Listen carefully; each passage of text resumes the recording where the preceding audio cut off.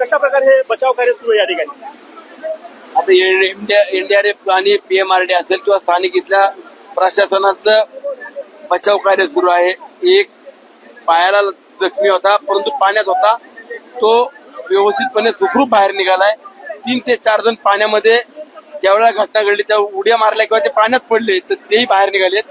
3 जणांचे या ठिकाणी डेड बॉडी हातामध्ये आलेली आहे आणि एखादे 2 व्यक्ती अजून पाण्यामध्ये किंवा त्या पुलाच्या फॅब्रिकेटेड जो पूल आहे त्याच्यामध्ये अडकल्याची शंका अजून आहे. पूल उचलून बाहेर निघाल्यावरती लक्षात येईल. पण ही घटना घडली कशी नेमकी? मोठ्या संख्येनं पर्यटक या ठिकाणी या पुलावर होते अशी माहिती आहे.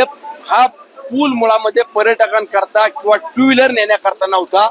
हा पूल पादचारी होता, शेतकऱ्यांकरता केलेली व्यवस्था होती.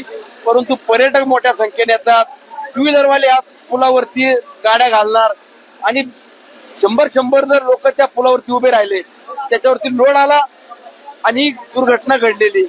परंतु मागील अनेक दिवसांपासून हा पूल याच अवस्थेत होता, त्याची दुरुस्ती करावी, डागडुजी करावी अजिबात नाही, असं अजिबात नाहीये.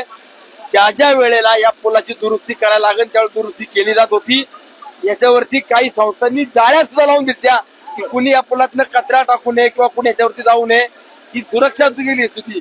आणि नव्यानं राज्य सरकारनं सार्वजनिक बांधकाम विभागाकडून साधारणतः 8 कोटी रुपयाचा मंजूर पूल केला. त्या पुलाचंही काम प्रत्यक्षात सुरू होते. परंतु तो पूल 4 व्हीलर किंवा हेवी वाहतुकी करता नव्यानं बांधण्यात येतोय आणि हा पूल हेवी वाहतूक किंवा 2 व्हीलर करता नव्हता. हा पादचारी पूल होता. परंतु पर्यटक नागरिकांनी त्या ठिकाणी येऊ नये अशी निर्बंध घातले. त्या ठिकाणी गाड्या घातल्यावरती ही घटना ठिकाणी घडली असं सर्वांच्या ठिकाणी मत आहे. परंतु आता या घटनेला नेमकं कुणाला जबाबदार धरायचंय अण्णा?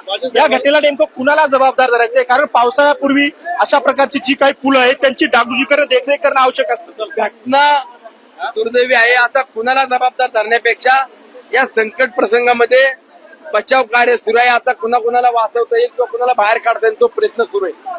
तर आपण पाहू शकता हे स्थानिक आमदार होते सुनील शेळके यांनी या ठिकाणी खरं तर सुरुवातीपासून यांचं देखील या बचाव कार्यावर लक्ष असल्याचं पाहायला मिळतं. मात्र तुम्ही माझ्या समोर हा जो लोखंडी सांगाडा पाहू शकता पुलाचा, याच पुलावर मोठ्या संख्येनं नागरिक जे आहे, पर्यटक जे आहेत ते आज या ठिकाणी पर्यटनासाठी आल्याचं पाहायला मिळालं. आणि अचानक सायंकाळच्या सुमारास हा पूल कोसळला. पुलावरील 35 ते 40 पर्यटक जे या ठिकाणी वाहून गेल्याचं सांगितलं जातंय. त्यातील आताच आमदार महोदयांनी सांगितलंय त्याप्रमाणे जवळपास 3 मृतदेह सापडले तर 30 ते 35 पर्यटकांना या ठिकाणाहून रेस्क्यू करण्यात आलंय. हा पूल फक्त पायी चालण्यासाठी म्हणजे पादचाऱ्यांसाठी हा पूल होता. मात्र काही हौशी पर्यटकांनी या पुलावरून दुचाकी वाहनं देखील घातली होती. ती दुचाकी तुम्ही पाहू शकता मध्यंतरी अडकल्याचं देखील पाहायला मिळतंय आणि त्यामुळे या ठिकाणी अचानक पुलावर गर्दी झाली आणि हा पूल जो आहे तो जशास तसा या नदीच्या पात्रात कोसळल्याचं पाहायला मिळतंय. पण पाहू शकता एनडीआरएफच्या जवानांकडून या पूल हटवण्याचं काम सुरू आहे. कारण या पुलाखाली, पुलाच्या सांगाड्याखाली काही नागरिक दबले असण्याची भीती व्यक्त केली जाते. त्यामुळे तातडीनं लवकरात लवकर हा पूल बाजूला करण्याचं काम जे आहे ते एनडीआरएफच्या जवानांकडून युद्ध पातळीवर सुरू असल्याचं या ठिकाणी तुम्ही पाहू शकता.